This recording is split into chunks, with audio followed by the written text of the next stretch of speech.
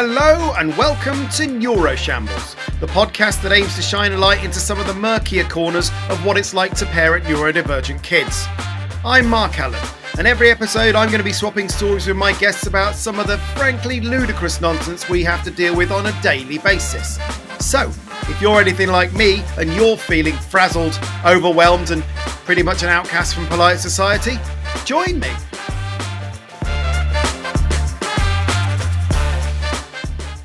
Hello and welcome to episode 49 of Neuroshambles. As ever, it is lovely to have you back again after my brief hiatus over the Christmas period. Hope every one of you managed to survive the inevitable festive dysregulation with vaguely the same amount of marbles you started it with. I just wanted to kick off this episode with a small public service announcement, if that's okay. During my month off, in inverted commas, I spent a lot of time, probably a bit too much time, putting together a shiny new Neuroshambles website that's got a bunch of information about the origins of the show, links to other podcasts I've appeared on, and full transcripts of every episode for you. The website address is neuroshambles.com, so I heartily encourage you all to check it out, if only to reassure me that the time I spent on it hasn't been entirely wasted. There's also a great feature on the contact page which allows you to send me a voice recording. What a time to be alive. So, if you've ever felt like contacting me about your own Neurodiversity Champions, tiny epic wins or what the flip moments, but didn't really fancy typing it all out, there's now a much easier way to get it off your chest. Please feel free to avail yourself of the facilities because it would be magnificent to hear from you. Right. Now that lot's out of the way, you've got a cracking episode ahead of you, so I'm going to dally no longer. Let's get going. Meet the guest. So this week sees the return of one of my guests from season 1 of Neuroshambles, and I really enjoyed my conversation with her back then, so I've been wanting to get her back on ever since, but as you know, life happens, so it's not really been that easy to coordinate. However, my persistence has paid off, and I am really pleased to have been able to entice her back on for another chat. It's Grace Lockrobin. How you doing, Grace? Hello. Hi, Mark. Thank you for having me back eventually. I know, it's taken a while, but it's okay. So, obviously, it's worth just checking in with you, seeing how things are going in your world since we last spoke, which was about 2 years ago, probably. Yeah, there's been developments. There's been developments in this sort of neuroshambolic area of Right. life. So I've got two kids, two Mhm. boys. They are now 9 and 7, and then there's me and their dad and a dog at home. And the oldest one has been diagnosed with ADHD Right, since okay. we last spoke as well, which I'd long suspected. So he was diagnosed autistic, and I think He was diagnosed autistic, yeah. So he's autistic and ADHD, and that was this year. And the little one's been diagnosed with ADHD as well. Right. Mhm. And he's also been screened for dyscalculia at the moment and dyslexia, Right. little guy. And I've been diagnosed with ADHD as well. Wow. It's Hooray! You've been busy. So we have your end. seriously, Very we've productive. been busy. We've upped the letters, the post-nominal letters. Nice. So that's really, that's all been happening. And also, as is quite comedic, I've finally got my PhD after 14 years. Right. Okay. So some other letters that are not related to neurodivergence, but certainly neurodivergence probably got in the way of me finishing it in a timely manner. But yeah, But now you've done it. So yeah, more letters in the alphabet soup. Do I have to call you Dr. Lockrobin now? Well, I've told the kids have got to call me Dr. Mummy, so I'll leave that one with you, Mark. Lovely. Well, thanks, Doctor. It's absolutely a treat to have you back on. Oh man, you've really put me to shame with what I've achieved in the last 2 years. I've only got one extra neurodivergent child and absolutely no doctorates. Poor show of just one extra diagnosis. I must say though that I set myself as a sort of New Year's resolution that I wanted to help the kids figure out what was happening with ADHD. And I've never set myself, all my sort of New Year's resolutions are always around like exercising and getting really skinny, which I never do. So this year I thought, why don't I do something that would actually make a difference for my family and that I might be able to accomplish. And you nailed it. and we managed it. But you know, we got them privately diagnosed, and we used disability living allowance, back payment, which I didn't, just in case anyone's listening and not aware that they could do that if they're based in the UK. Disability living allowance doesn't necessarily require a diagnosis. Both of my kids were entitled to it. You wait a long time to get it, and they gave us a back payment, and then that allowed us for both children to be privately diagnosed Amazing. in just a few months. So if that can help anybody, go for it, because it made a massive difference to us. Yeah, thanks for that heads up. You do have To to us. strap in for the forms though, because they are Oh, they're like yeah. the worst I'm ones, at the aren't door. they? I think that's insane. I think that's probably Yes, they longer than don't. your thesis, wasn't it? It was epic, and obviously the DLA don't write the forms for No, you. no, But no, yeah, no. That's not to put anyone it off. was Just to give you no. fair warning. Okay, well, thanks for telling me about the goings on in your neuroshambolic household. We will wade into this week's topic of the week because there's lots to discuss here. What's the topic of the week? We've already covered some of the challenges our neuro-exceptional kids face at school in the early years episode of Neuroshambles that I did with my wonderful guest Helen Daniel in episode 36. If you haven't already checked that one out, I heartily encourage you to do so. In that particular episode, we went from nursery all the way up until the end of year 2. But obviously, there is so much to discuss about the different facets of our kids' experiences at school that I wanted to split it up into several different episodes to give us time to explore each one more fully. So this particular episode focuses on the second half of primary school, which is Key Stage 2 or junior school or middle school or whatever you call it, wherever you might be in the world, in the country. Either way, it's the ages of 7 to 11 that we're going to be focusing on, which is a whole new bumpy terrain to navigate when you have neurodivergent kids. Ah, sweet Jesus. Because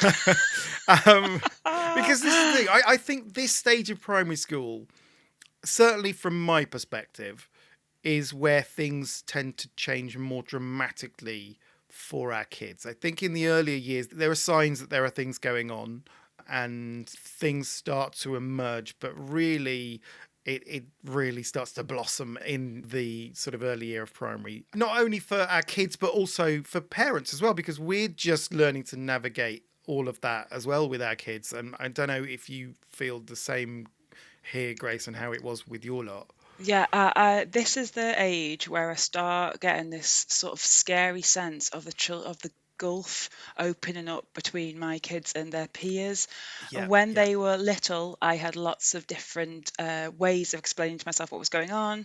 My youngest is young for his year, and that kind of thing. And now that they are more established in school, I start thinking it would take years and years of intensive tuition and input to make up this perceived on my part gap between them and neurotypical peers. And I do a lot of work to not think about to think my kids are running their own race and never mind what the other kids are doing. And then Yes, every yeah, now and absolutely. again, the sort of thoughts pop into my head about where they need to be by the end of primary to cope with secondary, and it gets in my head, and I worry a lot about this sort of this gap I see widening and widening and widening. So it is a hard time for parents as well as the kids, especially if I'm projecting or putting any of that on the children. I mean, I try not to, but they will pick up a bit of my kind of It's so angst. hard not to do, though, isn't Yeah, it? well, yeah. If you project too far ahead, it can be a real worry of going, look, these are going to be in the same job market as you. Come on, mate, raise your game. It's Yeah. and so you start to sort of compare them in that sense. And I think that's a real, I've given up on that nonsense now. I've had to sort of check it. And I think I've said this on a previous episode, but me and Tam were very much of the mind of like, we've just got to get them through school, not necessarily with major academic achievements, but with their mental health as intact as we can, which Yeah. is never going to be easy with the challenges that they face, and it's never going to be fully intact because it's an absolute shit show in there. That is the right way to think of it, and that it has to be your main priority. And I thought I had already, like last time I spoke to you, I thought I was at peace with my kids running their own race, but it's all come back in again for me. I started doing handwriting practice after school Right, with okay. my kids for 50p a pop, right? They've got 2 glass jars with their names on, and I thought I'm just going to chuck money at this situation because my kids, they have to write. I've given up on writing for too long, and I've changed my mind. I'm going to hothouse my kids, and they're learning to write.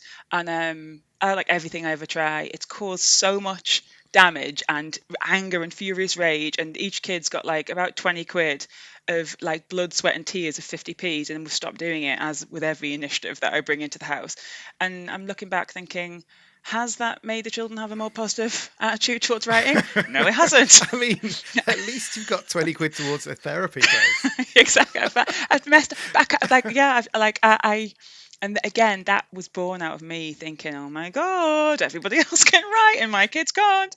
Yeah, But and I do exactly the same, because particularly with Otto as well, with handwriting, he's really resistant to handwriting, but also just trying to catch him up, because he's been out of lessons for so long, and we wanted to make sure that, because, you know, like you say, that if they fall further back, then they go into the class and then they can't pick up the lessons where they carry on, and they fall further back, and it just becomes exponential. So yeah, I tried doing some homework books with Otto. Oh God. Why? I'm just not cut out for it. And it just brought like homeschooling and COVID flooding back. Yeah. Like, I am not a teacher. It is, like, honestly, it is really, I'm not one for using the word triggering, it is very triggering. Yeah, of COVID times. Like, and I think it just, me and my older son are the worst two people to sit in a room together and do a task. It just instantly turns into like really like weird psychological digs at each other. Like, it's just not. And I do a sort of fake patient voice, which really sort of winds him up. But it's just me summoning every like bit of like reserve I've got not to go mental, and it comes across as really passive aggressive. It's awful. Yeah, I know. I'm not on my best. I am definitely not on my best when I do, because I'm doing it while I'm trying to get dinner going as well. Yeah. So I'm like, it's absolute insanity. And there was a point the other day where Otto had just had a really tough day, and I tried to get him to do it, and I put the homework in front of him, and he just put his head in his hands and he started sobbing. I'm like, what am I doing? Yeah. Like, you know, this is too much for him. It's not like I've been absolutely forcing lots of work onto him, but you know, it's one of those ones where you're like, just I think that you'll be better served by having more of an awareness of what you can and can't handle, advocating for yourself, and having at least a shred of your mental health intact by the time we get through this, than you will by having, you know, 9 A-star GCSEs and a superiority complex. Yeah, no, you're totally right. And I often think, like, if an adult feels like there's a task that they just cannot face doing, they're allowed to just not do it. If they can't face going to work that day, they can not go to work or call in sick or quit.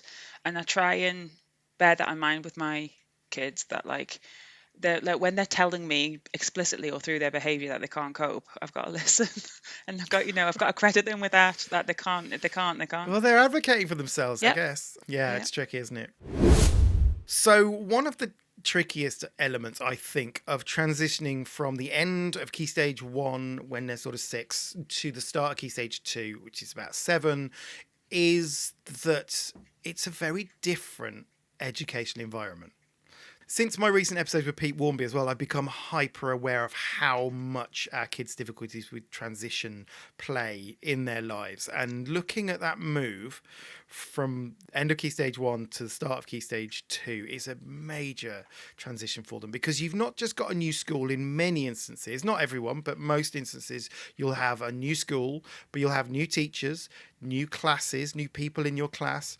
It'll be a bigger school. So there's more year groups, which is absolute carnage when you've come from a tiny little nurturing infant school into a much bigger junior school. You have more different subjects as well. And also, I think the focus of the learning changes. So rather than being like, hey, let's just play and discover what we can find out about this flower, it is much more teacher-led learning rather than learning through play. And I think that can be quite a difficult thing to get used to when they're that age. Yeah, definitely. And my 7-year-old, he's as I mentioned, and I constantly mention, is very, very young for his year, but he's already like maybe 2 years below where he should be in terms of what he wants to do and his sort of personality, and is sort of just where he's at. And he regularly says, I miss nursery. And he's in year 3 now. So he really longs for every year that he's previously left. So the transition from year 2 to year 3 was also difficult, but all the ones before were too. And it is like freedom to play with Play-Doh, with sand, to run around outside for long periods, he really misses it and mentions it regularly. And for his brain and his personality, much more formal learning is really, really difficult for him.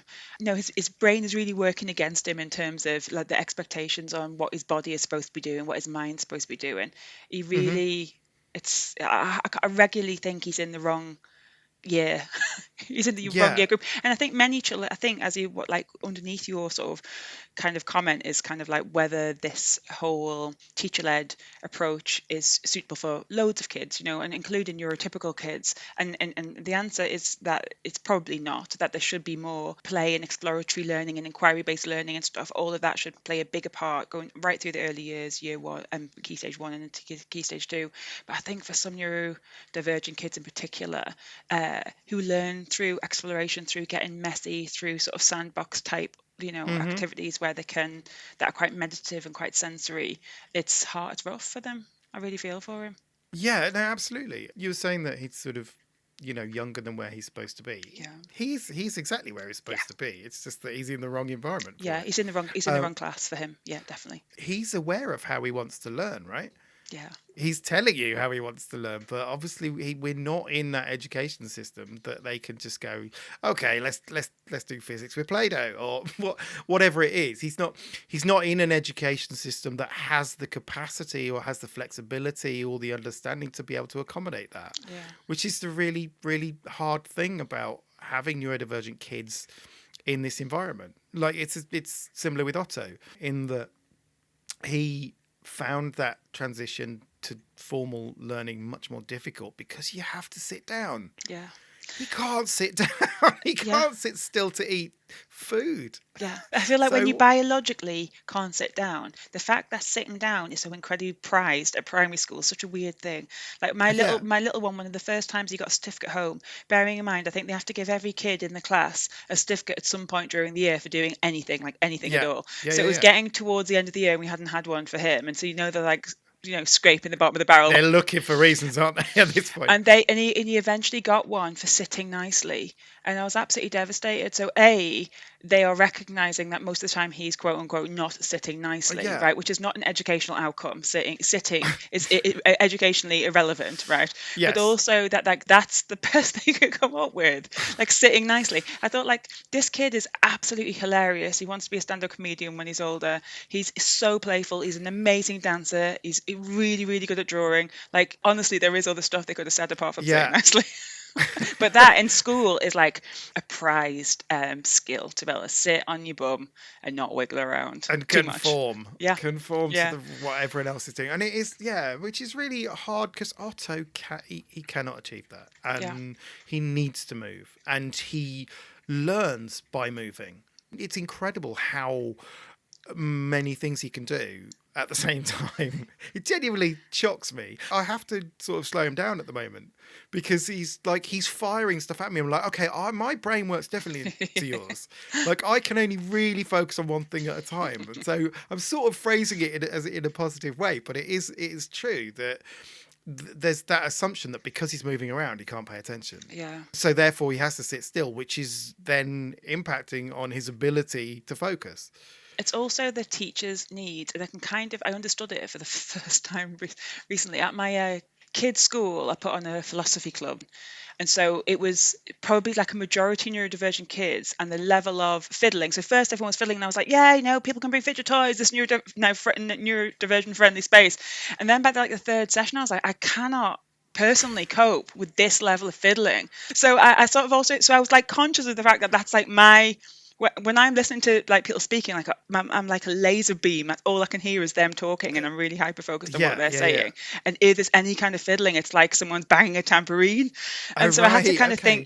think, right, like I have to manage my needs and their needs.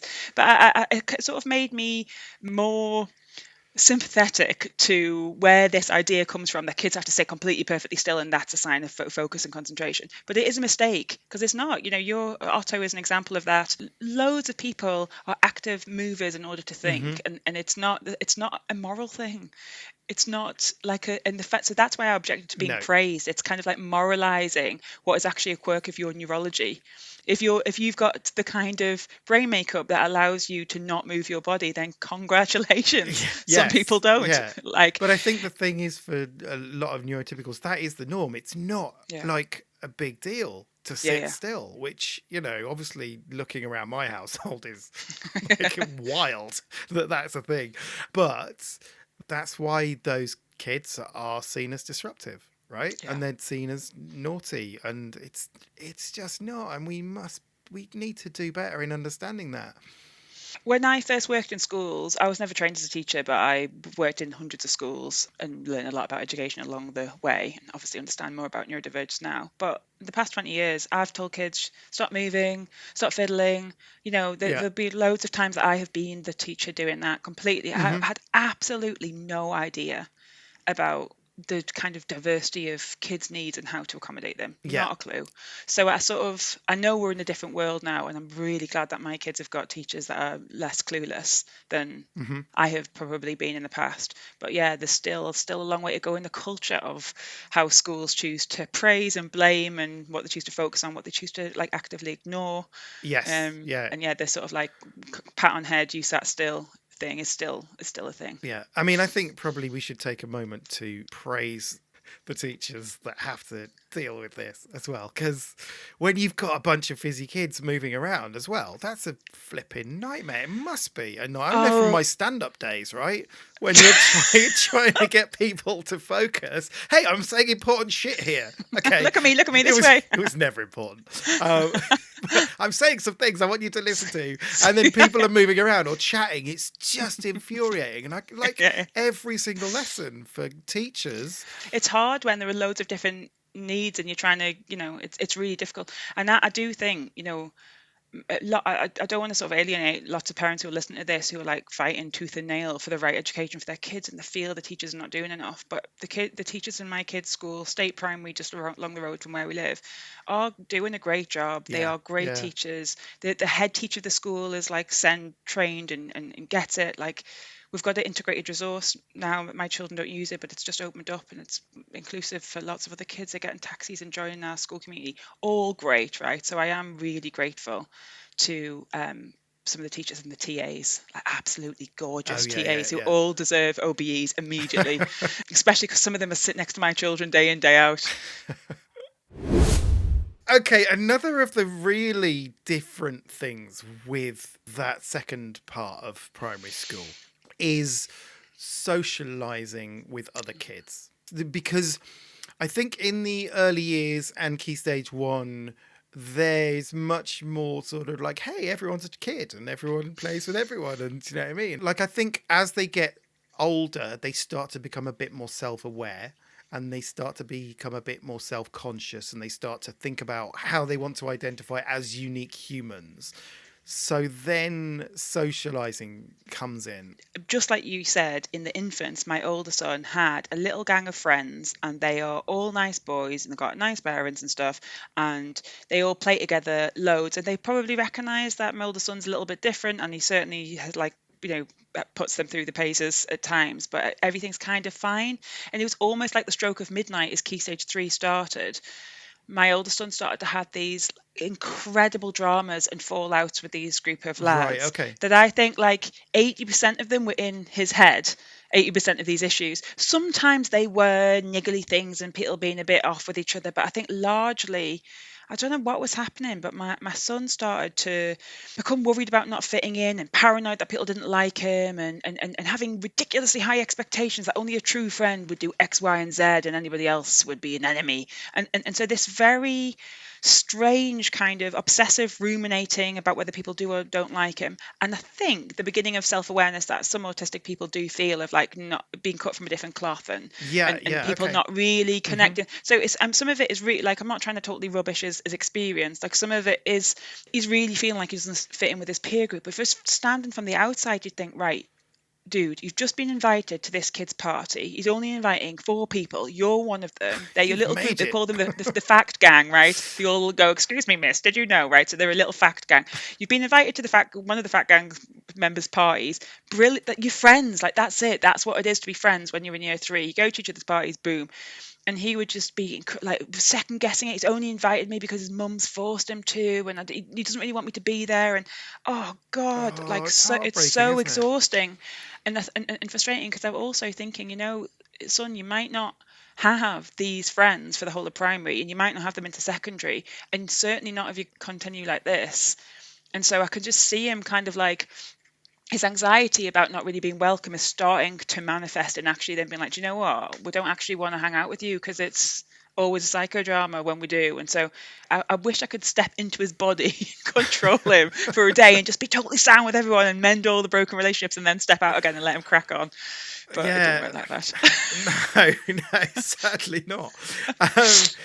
But it is, yeah, you're right. It's one of those things where this is the curious thing of, I think the kids start to develop their own personalities and their own individuality when they get to that age. They start looking around and thinking about who it is they want to be, what kind of music they want to listen to, and they're experimenting early on. So that it's nothing really fully formed, but they are aware that they can be individual. And similarly, as you say, I think some of our neurodivergent kids are aware that they are different and that they don't really care about that. I think that's certainly what happened with Jay when he was in year 3 and onwards, is that all of a sudden kids started to look at trying to be cool.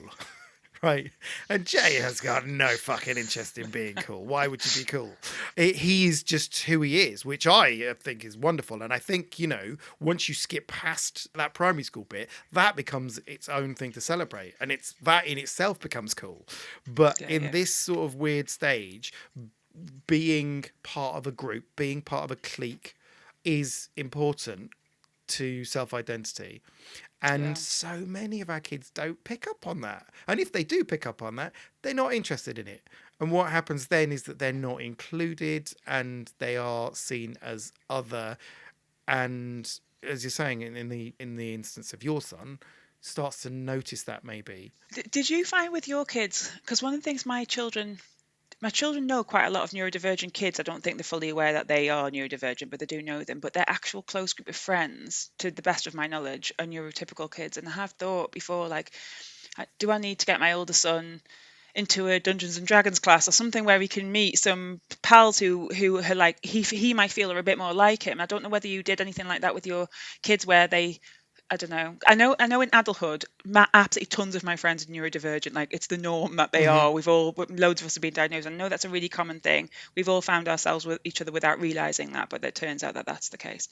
So I was just thinking, like, maybe I've not done enough for my kids to find their neurodivergent tribe. And is that necessary? And have you done that with your kids? I don't know. No, I mean, in primary school, Jay was not interested in making friends. He sort of almost defined himself away from everybody else, as almost like a badge of honor. He didn't want to mess around in classes, and he didn't want to sort of do the things that a lot of other people were doing. So he wasn't ever part of a clique. Now he's getting a bit older. So he is 12 now. Dungeons and Dragons was a really good thing for him. He loved that. That was like, I don't think he's made any... That'll be a way in.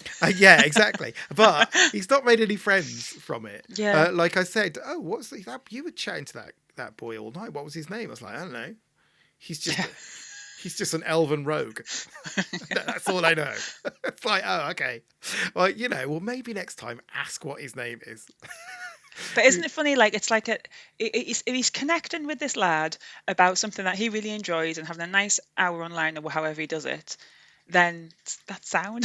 That's good. Is. And I do think, like, my impulse is always be like, find out his name and shall I find out his mum's number and stuff. And I think my little one is very sociable, and he's very he longs to assimilate, and he's much more emotionally, I mean, he has his moments, but he's more emotionally straightforward. So he's got a little group that he calls his squad.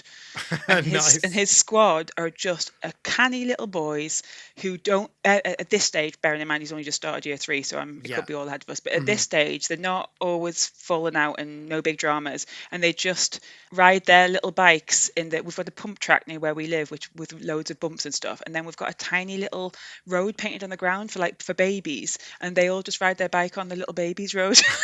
They don't go anywhere near the pump track. So the steady lads who don't fall out. So I can see it's deeply written almost in children's personalities from quite early what kind of social being they're going to be. And my older son, not quite like Jay, but similarly, the desire to kind of assimilate and be like other people and connect and form best, but that he is more comfortable with being alone and being himself than other children are. Yeah, and that's I think so. Otto is similar to your little one, that he hates standing out. He doesn't want to stand out, and he can't help but stand out because he's such a unique character and he's so full on, but he really doesn't want to stand out. So he blends in by just playing football.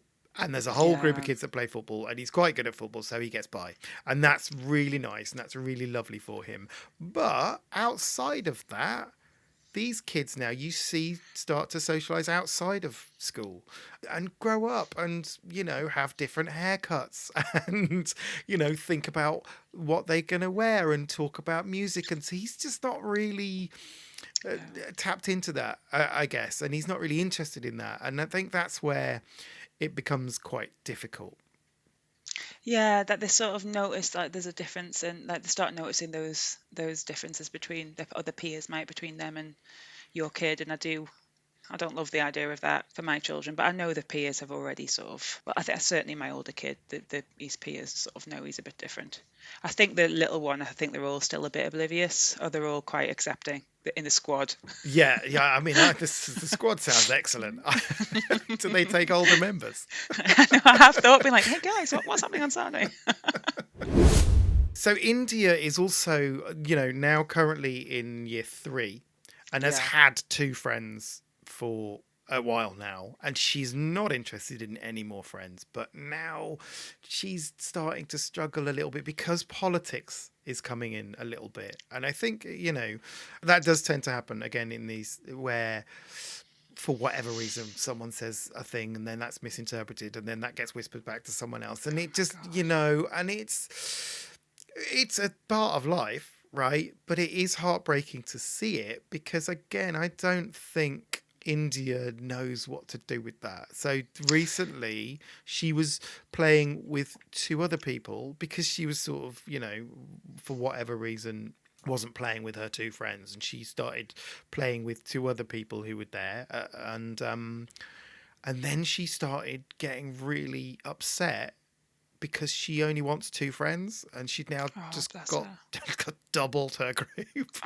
And then just didn't know how to define that, because in her head she's got 2 friends, and that's like, it's interesting, the classification thing, like where do I stand with these people? I need to name it, I need to kind of quantify it. Yeah And everyone else is not a friend. It's like, but I always see you running around the playground with that dude all the time, and you were all laughing and you really get on. It's like, but he's not a friend. It's like, no, but it doesn't meet the like, whatever the exacting standards threshold. Are.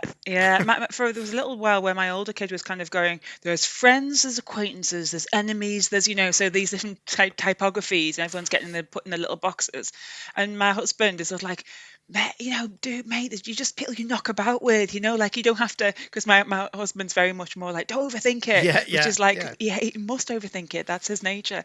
But it is putting everyone in their little boxes and stuff. I can understand if the social world, is a kind of a difficult place to navigate, and at least being able to name everyone and classify them gives you some purchase on what on earth is going on. So I sort of feel bad because I often go, it's ridiculous, like this whole situation is ridiculous. But I do remember myself being a kid and taking my social life and the dramas and stuff really seriously. Because being gutted by stuff. And I mean, I think for India, I was talking to Tam about this, and Tam has a theory that India finds it difficult to concentrate on more than 2 people at a time in any social situation. So if you're in a group of 4, that's going to be very difficult for her, because we have got these unspoken challenges that our kids have interpreting social situations, in knowing when to speak, when to take turns with speaking in a group. And I think in a larger group, India just clams up. Doesn't really talk. So many different considerations that you're bearing in mind. It is really hard. But at home, She never shuts up. So I know that that's her authentic self, but in a larger group. So and then again, when she's with that group of two, she's really chatty and she's really kind of ostentatious and really charismatic. So I think anything At more least she than can that. have, she can have that expression, like that social experience, and that expression, at least with some kids, is lovely. But I don't know how she manages two. Like three is a really difficult number for a little gang, in that, potentially always someone's getting their nose put out of joint. So they're well done to her for managing a little trio. I think that sounds Yeah. good. I know, but well, at the moment it's she's And not navigating so that much at the again moment. because as that is the age where people start to diversify their friendship groups and Yeah. also identify their friendship groups. I think that's what it is. Instead of going everyone is my friend, it's like, no, these are my friends. Yeah. These are my people. And then you sort of get into little cliques, and that's where the politics come in, isn't it? Which is, it's a minefield.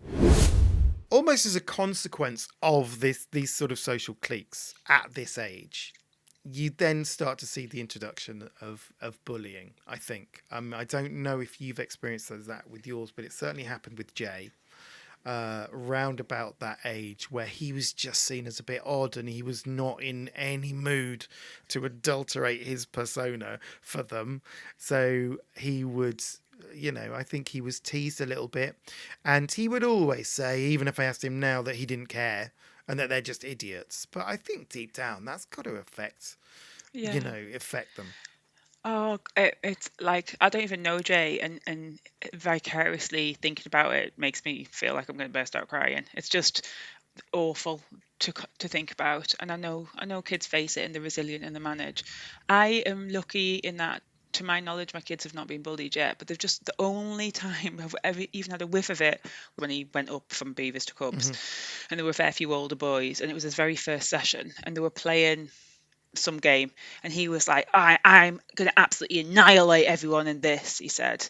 And then quite a few kids, because he speaks in a slightly posh accent, Yeah. and a couple of older boys went, I'm going to annihilate everyone in this, so just kind of mimicked him. And I thought, and I died a million deaths, because I thought, that's a really arrogant way of putting it, and you don't know anyone yet, and you sort of said it in a really posh voice, and now the kids are mocking you. And I felt like I was going to deck the kid who said it, even though it's a completely understandable thing that another 8-year-old, 9-year-old child might do, and Yes. probably I did the same kind of thing at that age as well.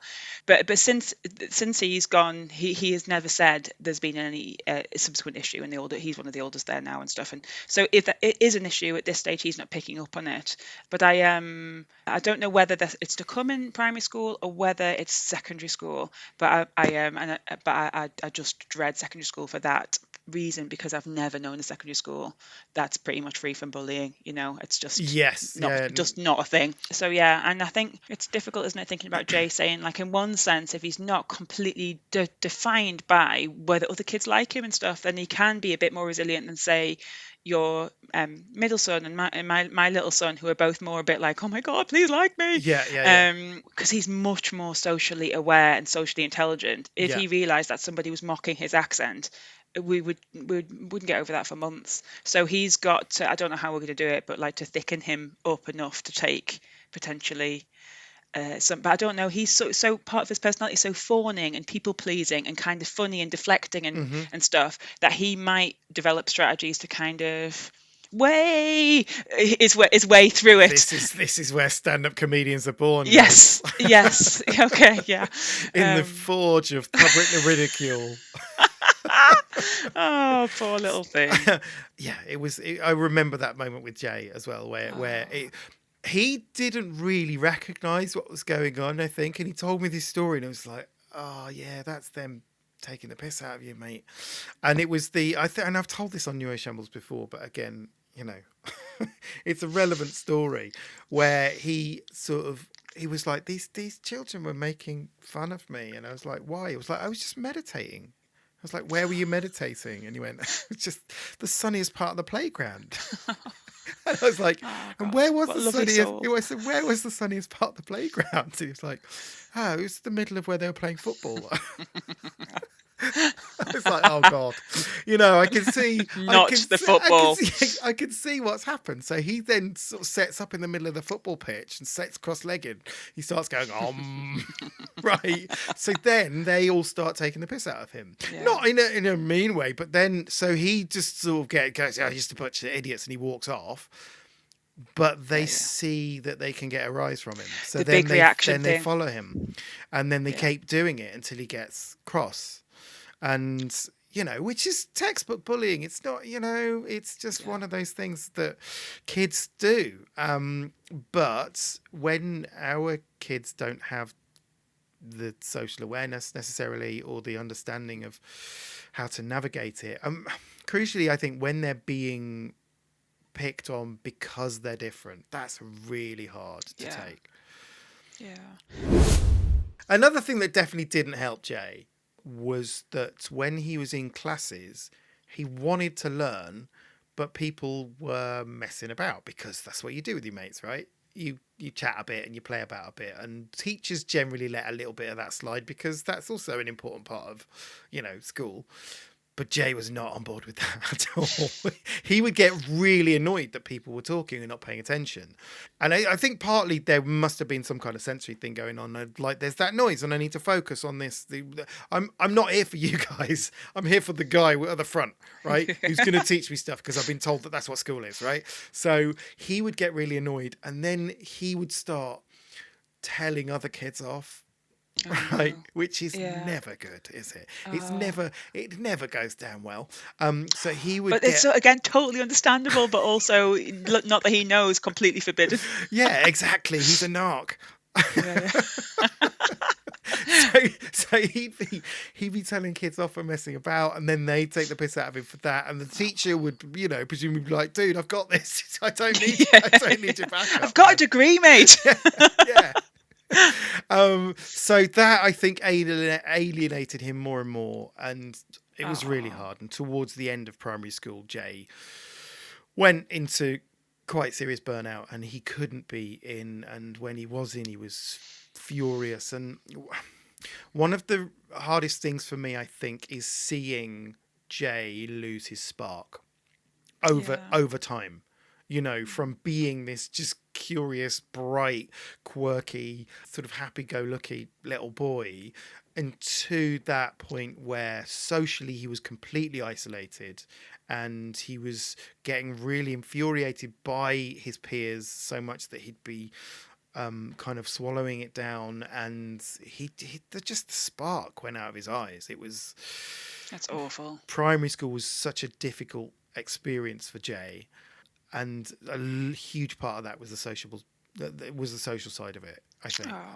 And now he's in a different space. He's out of burnout, I think, and he's got friends. So this specialist provision is much better. Yeah, I mean, it's not without friction. Well, no. But, he's about to become a teenager, and also these kids are all very, similar. So there's going to be friction, but he's also found people who he legitimately calls friends, and likes hanging out with and looks forward to seeing. So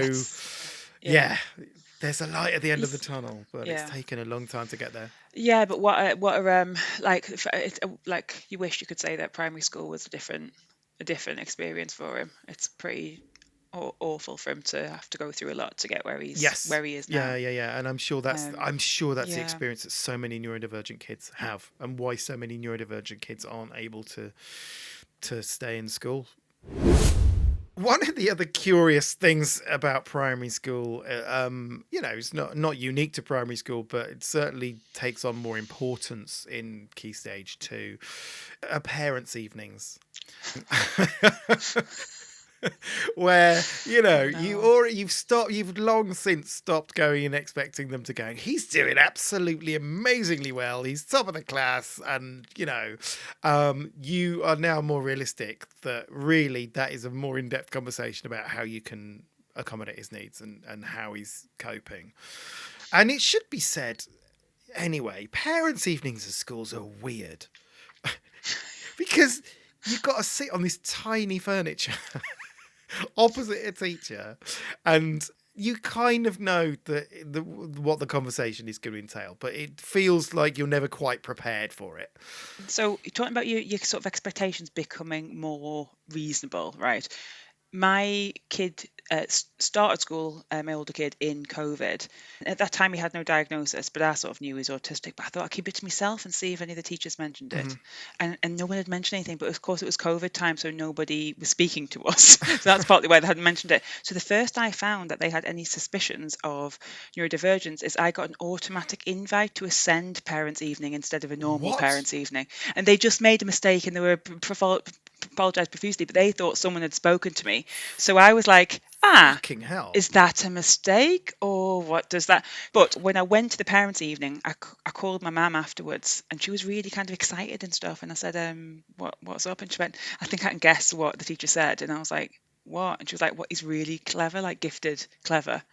And I said, no, mum, like they think he's got a TA sitting on him to write his own name. They think he's autistic. He's really, really struggling. And my mum was like, So I have come from, not that that was my expectation, but I've come from thinking, wait until they get a load of my kiddies. So, we're reading physics books because he can't get enough science. To being like, right, okay, so a parents' evening at this level, now he's in year 5, is like, right, your son's targets are to sit down for more than 2 seconds, to pick up his pencil, to start a task, to do 3 sentences of the task, to follow instructions, to not kick off, to manage his emotions. It's like 7 things that he cannot do. His targets are to do those things, and then go, right, we're in the spring term, so his PITA score is currently 2, which means no progress. Okay, thank you, see you next term. So it's a kind of like the lovely teachers who are really, really throwing every intervention under the sun at my kids, so I'm not knocking them, but the setup for the parents' evening is like, your kid cannot do these things because they're neurodivergent, and their aim is to be able to finish a task. And I was like, that's been his target in one way or another since he was in infants. This feels like a Sisyphean task. Like he's never ever going to be able to finish a task, especially if the tasks keep becoming year 5 size tasks and year 6 size tasks. My kid can't finish tasks. He can't do it. The only time he's ever finished a task is when I have sat on him and bullied him and bribed and cajoled him and written some of it for him, and like, he can't do it, lads. He can't do it. And so it feels kind of, I don't know. When I was a kid, my parents used to come back from parents' evening and go, "She's done it again. They just said you were great across the board. Well done. There's a fudge." So I thought parents' evenings were kind of happy occasions where your parents got told what a lovely kid you are and how great you were at sitting on the carpet, and then that was the end of that. And so I always feel that even when they are really trying to be supportive and nice, the whole vibe is profoundly depressing, and I always leave feeling devastated. I'm always shocked by how much intervention and energy and time my child has been given, and how much I get told they're struggling still. It's always, and the picture that they have of my kid always seems to be like really partial. Like, my little one is a weird little wallflower who's terrified of getting anything wrong, which is like so far away from his personality. This is a kid who's like constantly topless and like delivers every single line shouting. And then my older kid, racked with self-doubt and can't, even though he could probably, he's so incredibly verbal and clever, cannot write like a basic sentence. He cannot / won't, because of PDA largely. So it's really like it's very hard to find any little like shards of light in the parents' evenings. They always leave me like feeling like a sort of like deflated balloon at the end of it. Yeah, and sometimes as well, I don't know if you have the same thing. It's been like that with all of ours as well. And like you're saying about them not really seeing the same child of them. They're similar with India. They're like, oh, she's really quiet and she's really, just gets on with her work, and like, she is not quiet. Like, she is larger than life in home, and that which to me then starts to ring alarm bells. It's like, well, what? So she's masking when she's there, or she's not coping, and they're like, oh, sometimes she won't finish her task. And then India told us recently she pretends to be writing when she's not. Just she can't be bothered to finish it. She'll pretend to be writing just so that they'll leave her alone. It feels like sometimes they don't really see the same children that we see, and I think that's partly because we've created an environment at home where they don't have to do that. And we've, if you're dealing with PDA, it's very low demand in our households. I'm sure yours is the same as mine, so they can be a bit more free and a bit more open. But in school, that sort of gets squished down, and then that's what comes out in the parents' evening when they highlight that. And I think I don't know, no school could accommodate like the way my little kid communicates what he knows. He absolutely loves topic, right? He's a topic kid. Both of my children are, and he doing Egyptians at the moment, and he communicates what he knows in loads of like non sequiturs. So he'll just say like, "Mom, did you know that they would remove the brain from with a hook through the nose?" I'm like, "Yeah, I didn't know that." "Mom, did you know that this Pokemon got this power score on?" "Right, okay." "Did you know, Mum, that the Nile is the biggest?" So like it's little nuggets of fact are integrated through a torrent of other mad stuff that he's thinking about that has nothing to do with the Egyptians. Yeah. And obviously the teachers can't have him do a stream of consciousness of random thoughts in order to understand that also in there is actually lots of knowledge about the Egyptians. So I think they probably do see funny little big-eyed, glasses-wearing, curly-headed child who doesn't say a single thing, and yet he's soaking up absolutely loads, Yeah. especially about topic and stuff. Mhm. But that's what again, we've talked at the sort of top of the podcast about. I get worried about this gap opening up. It's not a gap really between the kids and their peers, right? Because the peers are not my children; these are my children. It's a gap between what I know they're capable of and where I feel they currently are. Yes. Like I know my kids are bright, happy, funny, friendly, intelligent, and it's about who I want them, how I want them to flourish, and who I want them to really be, not keeping up with the Joneses and getting the A Yes. star, the nines at GCSE and all that malarkey. Yeah. It's that. And I think the challenge of a parent of neurodivergent kids is to understand that who they are, who they can be, and who they're going to be is not tied to their academic progress through school in the way that neurotypical kids are. Because, Yeah. when I went through school as a neurotypical, you hit the milestones or whatever. They're like, yeah, so you could try a bit harder at French, but, broadly you're fine at all of them, right?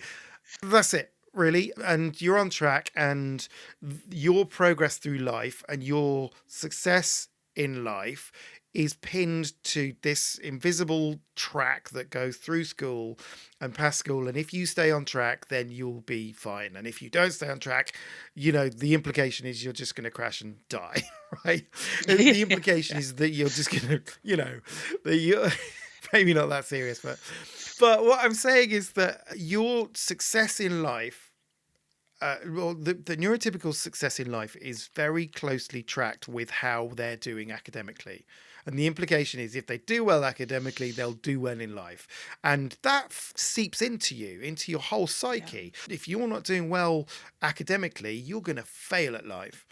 And deep down, I think it's taken me a lot of time to unlearn that and go, actually, it's much more important that my kids are well.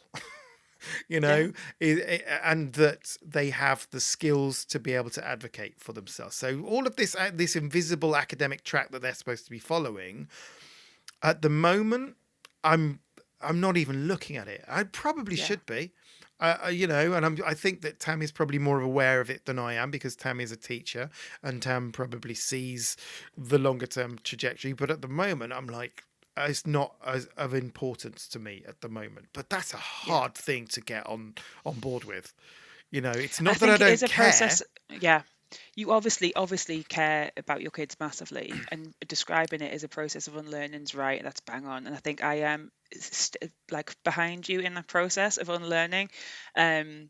Because maybe I'm like more I'm co-director of an education charity. I've worked in education my whole life, but I've never been a sort of paid up sort of member of the teaching profession. I've always been interested in countercultural education. Mm-hmm. I've never been wedded to accountability measures and grades and things. So I can kind of see, outside and what it looks like outside of the system. But I think I am. There is a deep part of me that's like, but everybody else in the track. So I think I'm not quite. There's a little kind of part of me that's still kind of clinging on. But I do fully agree with you that the kids well-being and sense of self and stuff is unbelievably more important than all that other stuff. And I think about the story you were saying about Jay. He can, as he becomes a young man, know that he survived, even though it was barely primary school. He survived it. He came out the other side. He found an education and people that he can connect with, and that sort of part of his mythology as he becomes a young man. Yeah. And other kids who It's his sail through origin stuff story. his origin story it is, right? He's become a supermensch coming out the other side. And I think, the kids who sail through things, their first major adversity is all ahead of them. They've got to cope with some adversity that's coming down the road for them that's not there yet. But our kids are developing this kind of, they're living through this and Yeah. overcoming a lot of difficulties. And that's something to be celebrated. That's forming them as people, for better as well as for worse. Yeah, sometimes. absolutely. One of the other issues that you have with parents' evening is that they give you you get a tiny slot, right? Because they expect you to go in and go, right, okay, yeah, good at this, needs work on this, off you go, right? Great, we love her. Love having the class. Fantastic. They are not the conversations that they have with our kids. So if you're a parent of a neurodivergent kid going into parents' evening, you are very often holding other parents up. You just got these people tutting or tapping their foot in the background as you're sort of like listening there and trying to I don't want to be listening to this either. To be honest, I'd rather be moving on. But these are important conversations to have to kind of understand what my kids' struggles are. One way I can speed things up a little bit is when I look through my kids' books because they hardly write anything. So I just flick through, there's The not much in there, books. and I'm done. The kids' books, when you're waiting, I don't know if this is generic to all primary schools.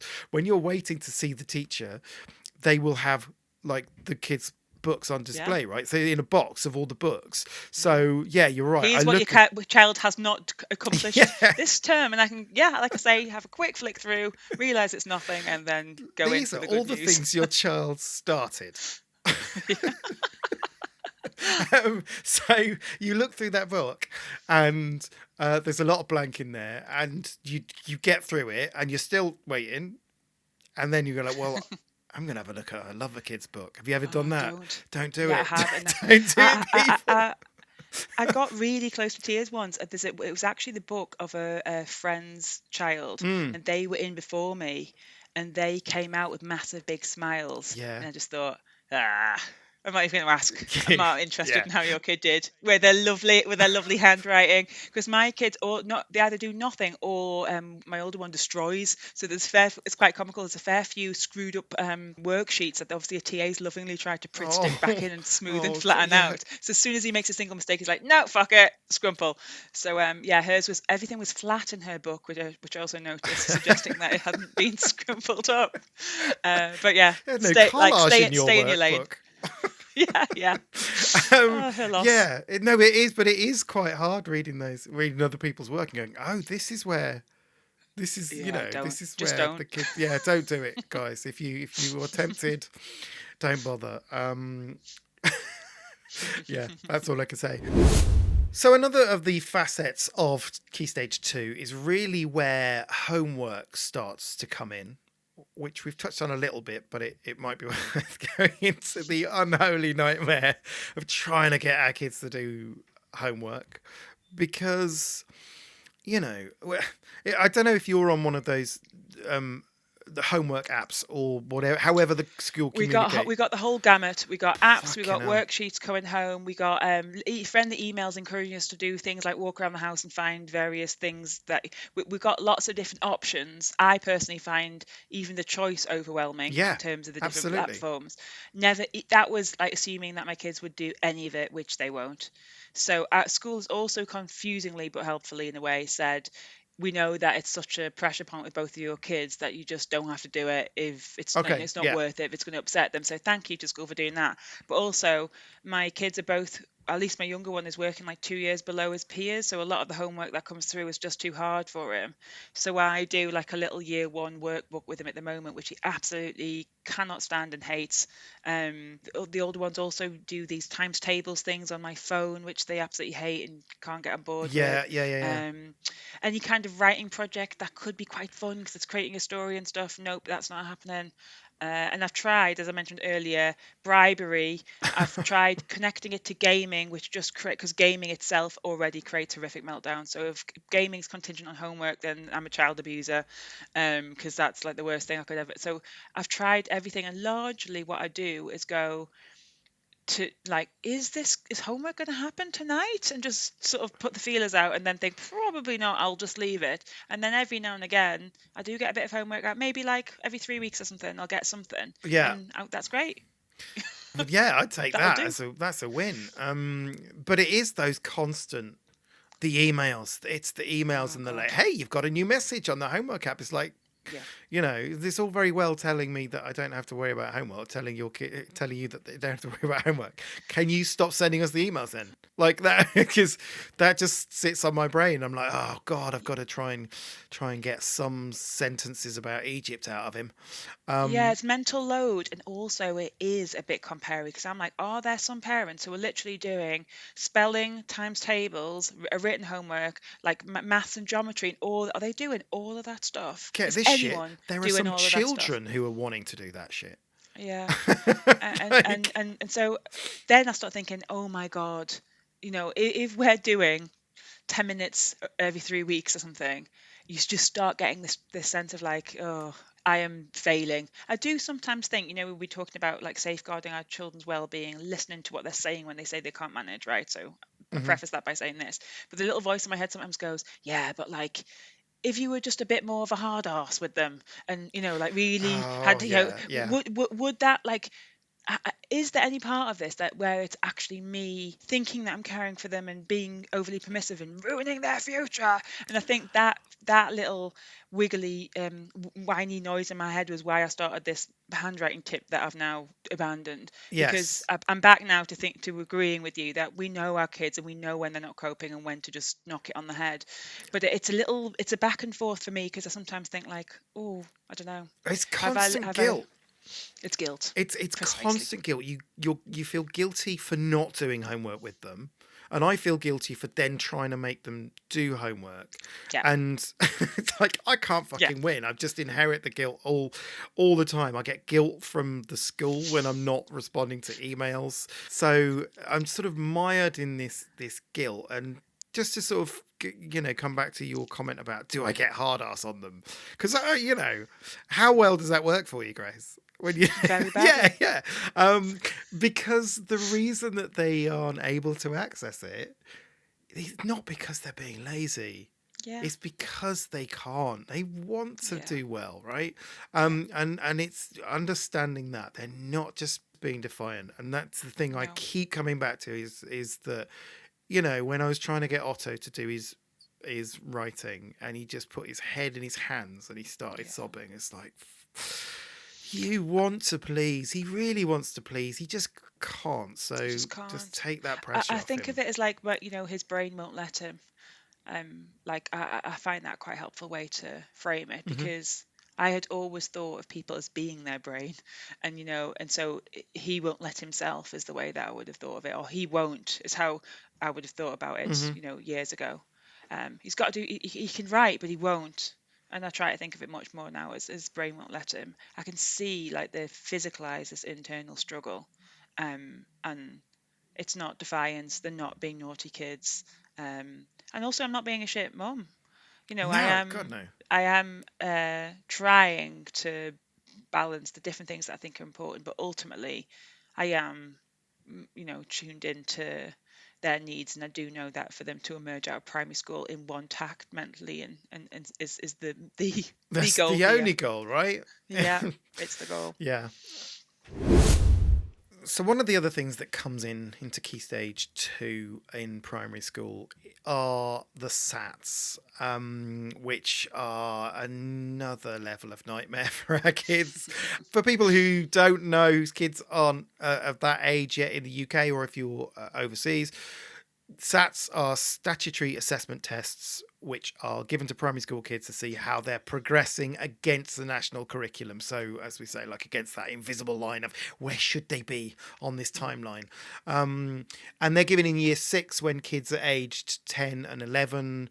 And they make up, there's a bunch of papers. There are 3 English papers. There's a reading paper that is to assess comprehension, and that is an hour long. So already not really geared towards my kids, are they? Then there's a grammar and punctuation paper and a spelling paper. There are also 3 maths papers. So there's a 30-minute arithmetic one, and there are 2 reasoning papers for maths, which are 40 minutes each.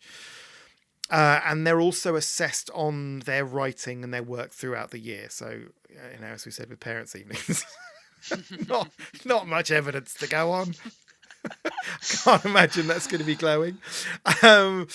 They're supposed to be low pressure, and the idea is that they're used by teachers to gauge what additional support they'll need, and also to be able to group kids by ability when they get to secondary school. So this is like the last year of primary school, just before they get to secondary school. Then they can kind of use it to inform their secondary education. But it doesn't matter how low pressure they think they're making it. They have no concept of the level of anxiety that SATs cause for most children, but for neurodivergent children in particular, I think and for parents of neurodivergent children as well. So Otto is currently going through his SATs at the end of this year. He's year 6. Yeah. Jay went through his already. So with Jay, he kind of took it in his stride. He was academically able to kind of keep up, I think, and he was fine with it. He's not particularly anxious. So he was able to deal with it. He actually missed a couple of days off school because he was ill for the first 2 days of SATs. So when he came back into school, they're like, well, you have to make it up. You have to do all your SATs. So Jay basically had to sit in a room on his own and do a bunch of tests, which he loved. Yeah. It was like his dream. He doesn't have to sit Reasonable with the rest of adjustment. the idiots, right? So he was actually quite enjoyed it. And he did pretty well. So that was fine. But Otto is now going through the current period of time. He's going through his mocks. His mock SATs. They're doing mock papers so they know what it looks like and so they can get used to doing it. And the build up to that has been hugely dysregulating for him. He's been really anxious about it because he doesn't know what it looks like. The point of having the mocks, right? But you don't have the mocks.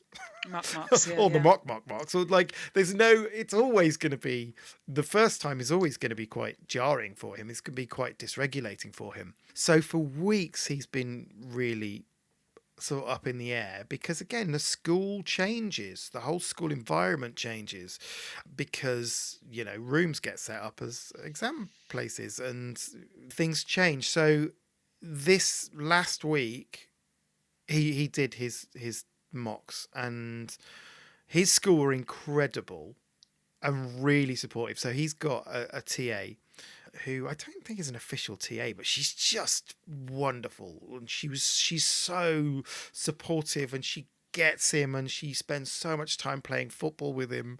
I think she's getting pretty good. I got so much love for TAs. Love them. She's unbelievable. She's so and he trusts her, and she is a safe person for him, and she's really helped him through it.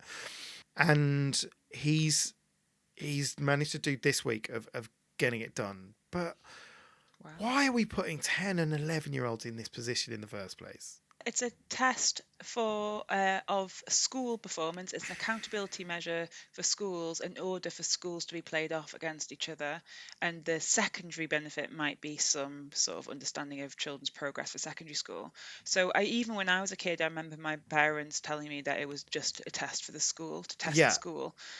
So they were very anti, don't freak out about exams. For all of my life, they were like, what?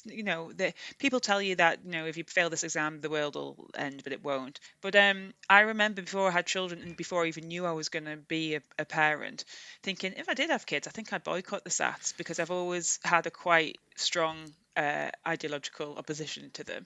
Now that my kid is year 5 and, not like your son on the cusp of SATs, I'm on the fence about whether it would be in his interests to boycott the SATs, in that if he feels like he's doing something transgressive or illegal or naughty or something, that'll just freak him out. So I think I'd actually have to see how he was faring and what he was thinking and what.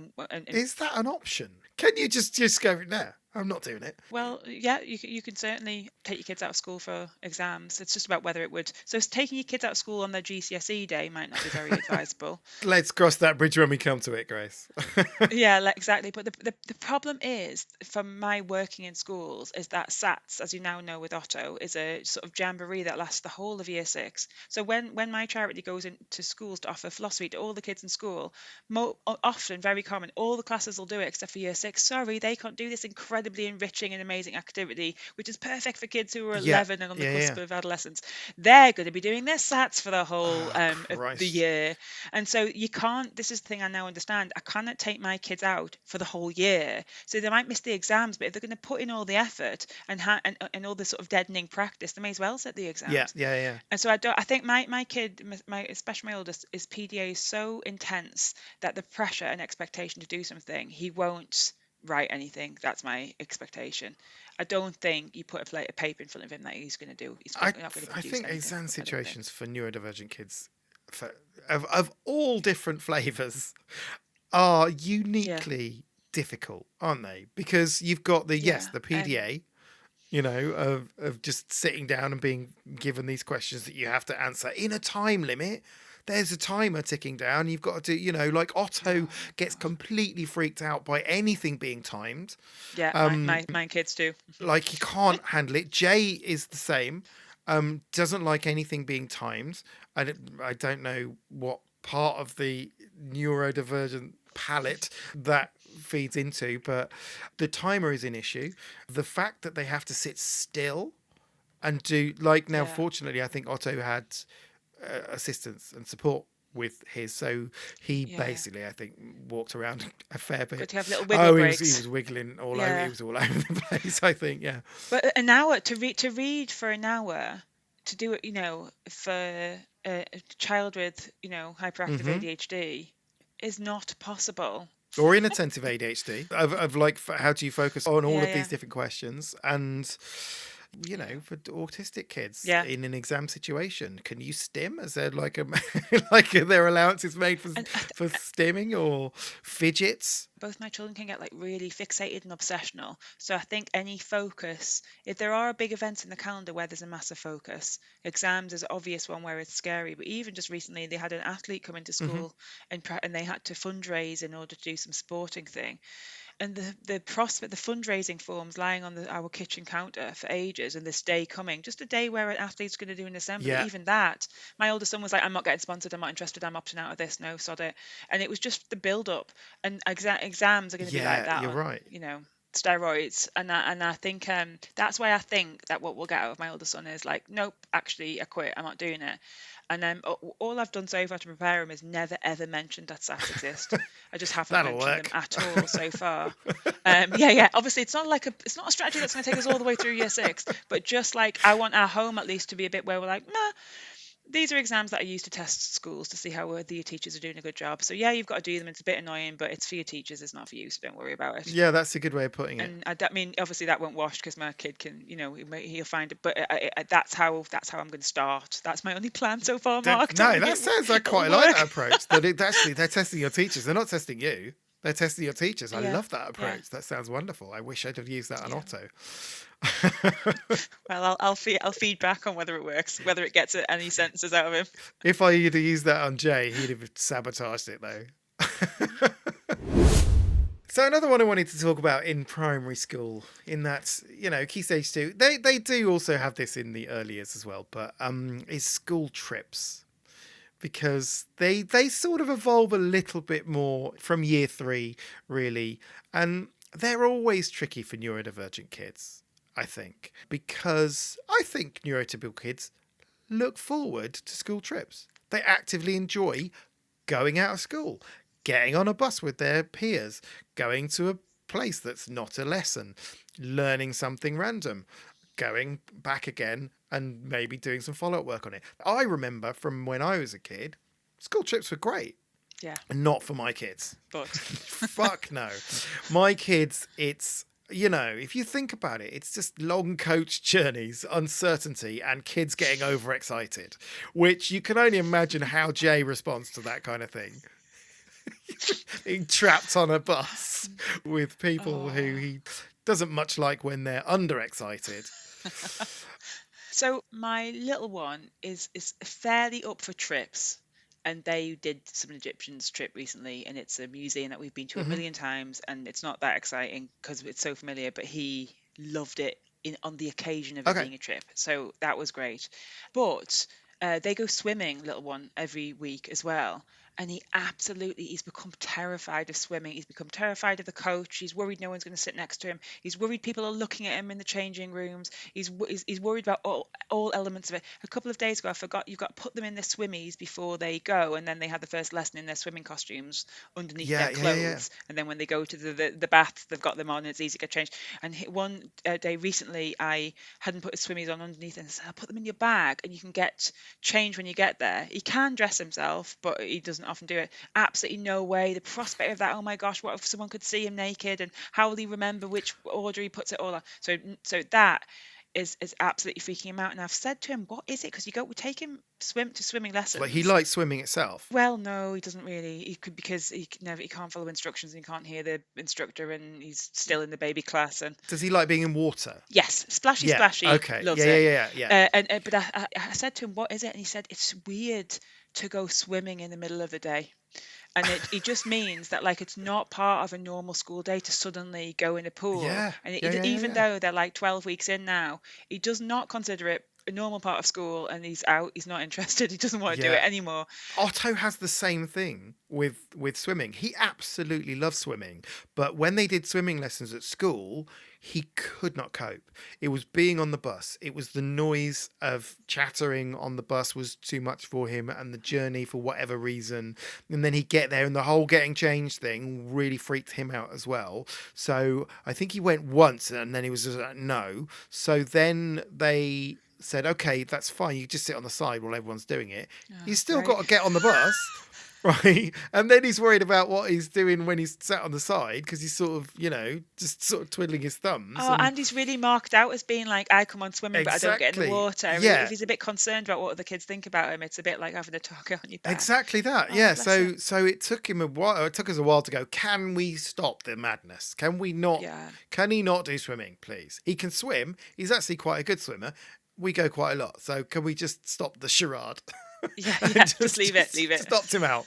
But yeah, it's really tricky, isn't it? I don't know whether, like, when I was a kid, we would get changed for PE, and so getting changed at school was a thing, but my kids just wear their PE clothes on PE days, so they've never really had to get changed without like a mum or dad holding the underpants for them to step into. Yeah. Yeah, but it's not happening. That, so I think the suggestion to my youngest that he's to sort of somehow take control of his own dressing, I think that's one of the barriers for him, and that just feels a bit overwhelming, a bit too grown up. There are loads of barriers that they just don't see, though. Yeah. That because, as we say, we're sort of marching to the beat of the neurotypical drum, and the neurotypicals wouldn't really have an issue with it, right? I've actually been on a few school trips with my kids as well. How's not that gone? Swimming. Well, partly I wanted to go to help them through it. Yeah. Because I didn't like the thought of them being dysregulated and anxious. I didn't go with Jay. I mean, Jay didn't want me, so that's partly why. Otto, needed me there, and he had a trip to a Roman villa. So, firstly, we didn't go on the coach. We had to go separately. So I drove with Otto, just me and him there, which was fine, and he didn't leave my side for the whole time. And everyone else is doing their own thing. So I'm obviously with the group, and I'm helping him through it. But it was quite stark to see how fizzy he was and how little he was able to pay attention, and amongst all the other children, because you see these other children having exactly the same experience with exactly the same teacher and this, but Otto and a few other kids are just not able to embrace it in the same way. And you don't see them in their lessons. Yeah, I think being a fly in the wall, it's gone both ways for me being a fly on the wall. Sometimes it's been devastating to see Hmm. how they are in a classroom situation. But the one time where it's like worked out differently is I accompanied one of the Cubs trips. They went to a mosque, right? I didn't know that my kid knows anything about mosques. The imam was asking loads of questions to the kids. Do you know what this is? Do you know what that is? Do you know where this Hmm. is? And just loads of facts. And his hand was just going up thousands of times. He Wicked. wanted to answer every single question, and then he started waxing lyrical about the tiles and the floor and the main part of the mosque. Absolutely loved them. Where were they from? The beauty. He's saying they were exquisite. So it was just like Oh the my trip was God, that's only an amazing. hour and a half long, so it wasn't too long. It's only like 20 minutes from our house. He got to be like a sort of know-it-all and sort of like, but he was just obviously in a really good mood. He had a great time. He got feedback, the guy saying like, well done, young man. You know a lot about Islam. So Oh, like, that's oh, that was all amazing. brilliant. And so that was lovely and taught me up thinking, sometimes he can just, I was so proud of him and he shone there. But I've been in other situations where he's just struggled, uh, you know, so much that we've had to leave. And just getting this bit of an insight of like, is this the level at which he's accessing experiences normally? Because Yeah, yeah, it's not what they expected. yeah. I think that's the thing. That was what it was like going on the trip with Otto. Of like, he really constantly needs refocusing and and re-engaging, and movement breaks and stuff. It was a different story when I went with India. So I went to a wildlife centre with India, and that was quite interesting because I was assigned a group of kids. Because as a grown-up, they're like, right, Yeah, yeah. okay, it's like a little nature scavenger hunt. It's like, here's a sheet of things you need to collect, and here are the kids. And my group was fucking feral. Basically, right? You see all of these other children sort of neatly grouped and walking across the field and being a bit more systematic and like getting something and running back to the grown up and like checking it's on the sheet and like, right. My kids were just all over the place. They were scattered far and wide. And I think my leadership style has evolved somewhat since being a parent of neurodivergents, because I wasn't alarmed by them Yeah. roaming, right? I wasn't trying to keep them neat and tidy and ordered. I wasn't trying to keep them near me. It's a very different way of being around kids and letting. So my kids had a wonderful time, but we were universally frowned All the upon. teachers are horrified, aghast. Our methodology was not approved, but we got it Yeah, done. next time you volunteer to help, they'll be like, "We're good for Yeah, parent volunteers, exactly. thanks." It's like, oh, come on. I'm sure you do a great But job. no, it was a marked difference, and I think part of that is because of my experiences of raising neurodivergent kids, Yeah. and they definitely had the most fun in my group. Might not have been the most productive, but we had a good time. It's not all rubbish. Okay, let's look at the positives now. As I said in the early years episode, there's not a massive amount of positives to take from their experience of school. I'm really sorry if it's felt like Grace and I have been wallowing a little bit here. But sometimes when you think about school, it's fucking hard, isn't it? It's really challenging for our kids and it's challenging for parents. So we try and find some of the positives. One of them, I think, is that you do find other parents who are in the same boat. You do meet other people who get it. There's a whole load of them that are not in that boat. And, ironically, we're the ones drowning. Let's get in your boat, mate. Go on. Yeah. But you do meet other people through this experience in primary school, particularly as kids' needs become a bit more apparent. Certainly there's a few more people who've come out of the woodwork now that were not aware that their child was neurodivergent and now are. So they are friends, and that's a positive. Have you got any positives? What we were talking about earlier, where children are kind of starting to be able to recognise difference, but also accept it. Yes. I do see flashes of like my older son's friends being patient with him or even celebrating some of his quirks and Amazing. things occasionally. And I hope my littlest kid, I hope his little squad continue to be really like canny with each other and just appreciative of each other's differences. And I hope maybe the older ones, friendship groups, can kind of manage to kind of pull through as well. I think the kids in primary school aside from the odd incident of ostracizing kids like Jay for being a little bit extra and for telling them off for not paying attention and for meditating in the middle of their football match. But I think generally my experience of kids of that age is that they're still pretty open to accommodating neurodiversity, and they're still pretty understanding of it. And Otto's little group of friends has been really great. They play football, but he's got some really lovely kids in his class, and it's been really nice.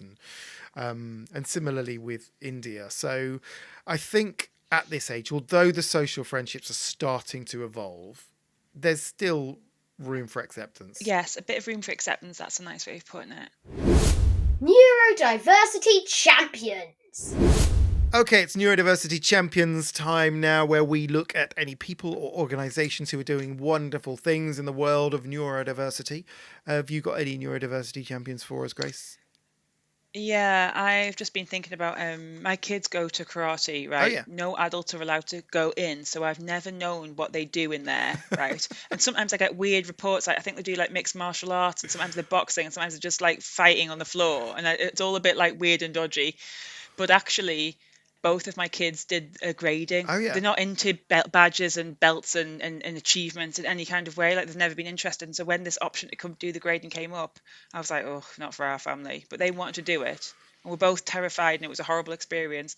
And then they did it, and they've got their belt. I forget what colours. I don't know things about sport, but they've got some belts of some colours. Yeah. And they both did a little bit of karate for me last night. And I don't know what I'm looking at, right? So I'm not a connoisseur. But because they're both, these are children who cannot swim for toffee. They're really quite mal coordinated, like the ma'am, but they were doing these lovely sequences and like of moves with quite a lot of like discipline and sort of bodily integrity, and just really looking like they were speaking a physical language I've never seen before. And I was like, oh, Karate Zone, who run these sessions, are really neurodivergent friendly, Right. and the guy who runs it is passionate about including kids. When we first said, could our kids come in the neurodivergent, he was like, of course. And so he has spent 45 minutes a week with my kids, and I've never had this window into what he does, and he's created this opportunity for them to learn in this new way, and I'm really grateful to him and to his commitment to like including kids, because mine are getting something out of this. Amazing. And so thank you to him, and more generally to people who provide after school stuff for neurodivergent kids that's inclusive for them. It's so hard to find anything that would actually suit your children, so kudos to those people who do So that. what's the name of the company that do that? Karate Zone, it's called. Okay. In Sheffield. Yeah, I think they're across South Yorkshire. I will share. Yeah, I'll put a link in the show notes. They're great. This is weirdly well timed in that Jay went to he wanted to try some martial arts, so I booked him onto like a kung fu thing, and similarly I wasn't allowed in either, so which is weird. It's like Fight Club, isn't it? You're not allowed to talk about Fight Club. And so I sort of was just pacing around outside for ages going, I don't know what's going on. Like, I don't know if he's getting, like, how he's getting on or whatever. But also thinking, I hope he likes it, because he needs a hobby. I hope it's something that sticks. Yeah. And he came out. I went, how did it go? And he went, it's a no. And I was like, I drilled into it. I was like, why? What was wrong with it? And he was like, we had to do loads of practice and lots of exercises. Like, they're not just going to put you in a ring and ask you to fight other children. He was like, yeah, that's what I didn't like about it. It's like, no, this is like, he's expecting this sort of like illegal cage fight or something with children just having a go at each other. I request my black belt immediately. Yeah, exactly. That's so familiar, that sense of like instantly starting and trying something new and instantly expecting to be like a sensei, otherwise you're marching out. Yeah, so it's a no from him. I don't quite know what we are going to find where he will instantly be like fully qualified, unless there's lessons in acerbic wit, and then I think we might find his niche. Tiny epic wins. Okay, it's tiny epic win time now. These are the things that to a neurotypical family would be absolutely run of the mill, not worth writing home about, but to neurodivergent families, they are epic wins. Do you have any for us, Grace?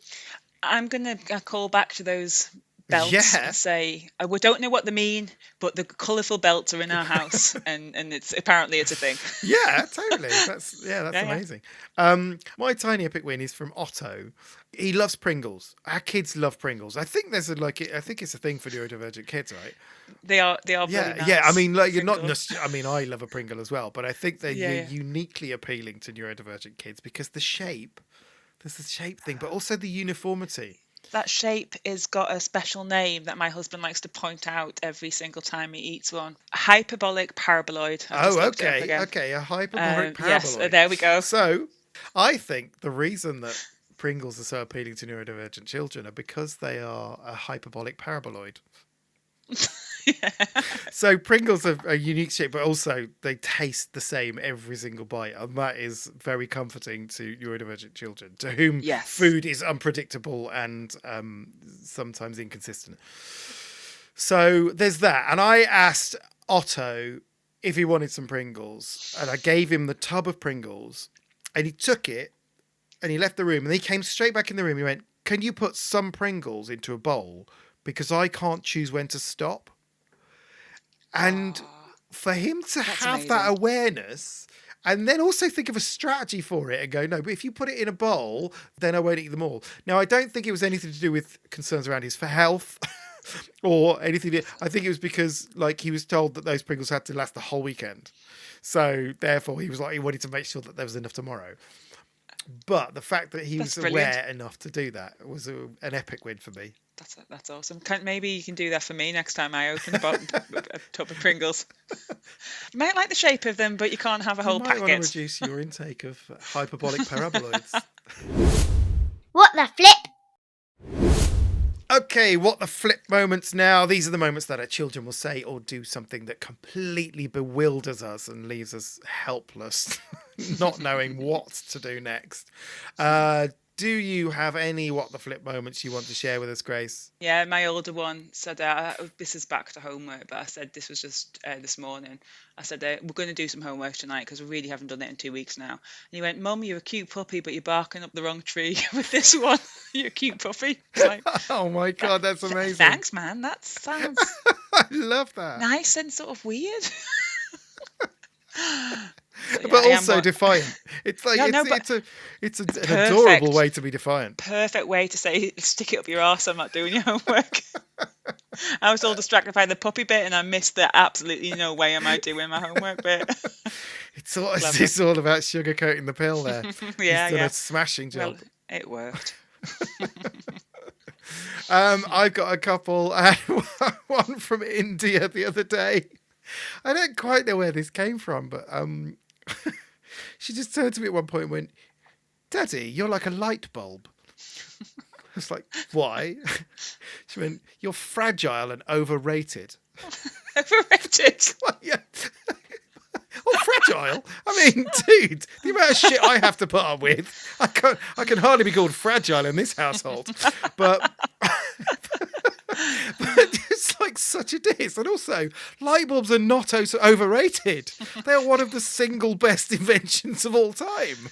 They are rated appropriately, actually, India. It's not true. Don't listen. No, thanks. The other one I've got is from Jay, and I wasn't there at the time, but Tam will text me something immediately if it happens.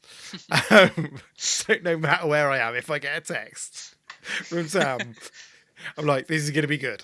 And Tam took Jay to CAMS, and they had an appointment at CAMS, and they got through the appointment okay. And then on the way out, Jay said the following: "I hope you don't mind me saying, but your smile makes you look like a psychopath. You might want to work on that." He's getting better and better.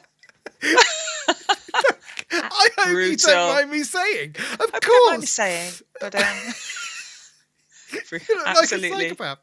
And it's Cutting. also, you might want to work on that as well. Just a little note for self-improvement. You might want to work on that. It's like brutal. Absolutely fucking brutal.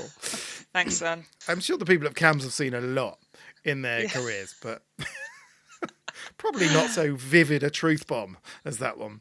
Yeah, I hope Tam's got thick skin. This wasn't Tam, by the way.